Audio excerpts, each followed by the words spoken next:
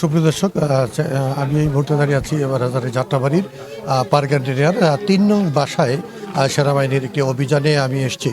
আপনাদেরকে যদি একটু ঘুরিয়ে দেখাই, আপনারা দেখতে পাচ্ছেন এখানে সেনাবাহিনীর একটি টিম কিন্তু অভিযান পরিচালনা করেছে। তো সেনাবাহিনীর এই অভিযানে যে গোপন তথ্য ছিল, ক্যাপ্টেন বারির নেতৃত্বে আজকে কিন্তু রাত 11টার থেকেই তাদের অভিযান পরিচালনা করা হয়। অভিযানে এই পর্যন্ত মোট 4 জনকে সেনাবাহিনী হেফাজতে নিয়েছে।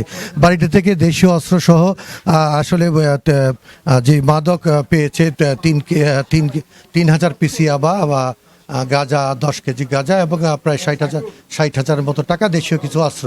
তো সেনাবাহিনীর কাছে আমরা জানতে পেরেছি, তাদের কাছে বিভিন্ন তথ্য ছিল যে এই বাড়িতে প্রতিদিন প্রায় 14 থেকে 15 লক্ষ টাকার মাদক বিক্রি হয়। আর এই তথ্যের ভিত্তিতে কিন্তু সেনাবাহিনীর একটি টিম এবং পুলিশের যে সহযোগিতায় এই বাড়িতে অভিযান শুরু করে। ওই অভিযানের পরিপ্রেক্ষিতে কিন্তু তারা এই 4 জনকে আটক করে। 4 জনের তথ্য মোতাবেক তারা স্বীকার করেছে যে তারা এই ব্যবসার সাথে জড়িত। প্রিয় দর্শক, আজকে এ পর্যন্তই। Shafiq Ahmed, channel S, Dhaka.